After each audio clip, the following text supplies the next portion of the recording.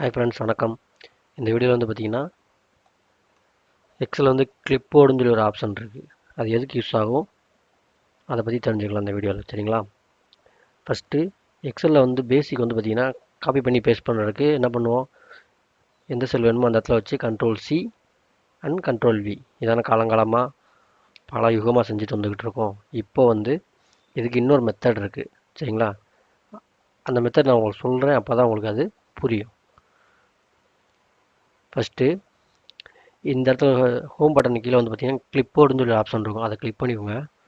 சைடில் பார்த்தீங்கன்னா ஆரோ இருக்கா, அதை கிளிக் பண்ணிக்கோங்க. கிளிக் பண்ணிங்க அப்படின்னா கிளிப்போர்டுக்குரிய அந்த பாக்ஸ் ஓப்பன் ஆயிரும். ஓப்பன் ஆன உடனே இப்போ இந்த ஃபஸ்ட்டு செல் காப்பி பண்ணுறோம். எப்பயும் போல் காப்பி பண்ணுறதுக்கு என்ன யூஸ் பண்ணுவீங்களோ அதே தான். Ctrl+C கொடுத்துட்டீங்க அப்படின்னா இந்த செல்லில் என்ன வேல்யூ இருக்கோ அது இங்கே காமிக்கும். அதாவது இந்த செல் காப்பி ஆயிடுச்சு அப்படின்னு அர்த்தம். அதுக்கடுத்து இப்போ மூணாவது இதை இப்போ காப்பி கொடுக்குறோம். Ctrl+C, இதுவும் இங்கே காப்பி ஆயிடுச்சு நீங்கள் காட்டுது.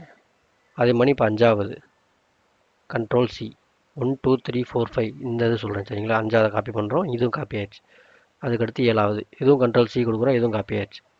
இப்போது இந்த இடத்துல வச்சு பேஸ்ட் ஆல் இருக்குது பார்த்தீங்களா, அதை கொடுத்துட்டீங்க அப்படின்னா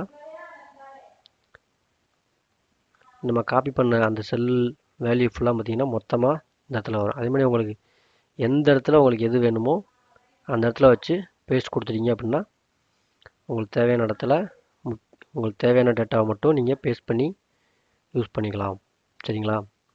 ஏன்னா இப்போ ஒன்று காப்பி பண்ணி பண்ணுறதுக்கு இந்த மாதிரி நீங்கள் மொத்தமாக வச்சு காப்பி பண்ணி பேஸ்ட் பண்ணிக்கலாம். இதை கிளியர் பண்ணுறதுக்கு கிளியர் ஆல். வீடியோ பிடிச்சிருந்துச்சுன்னா லைக் பண்ணிடுங்க. அப்புறம் ஏதாவது குறை இருந்துச்சுன்னா கமெண்ட் பண்ணிடுங்க. சரிங்களா? நன்றி, வணக்கம்.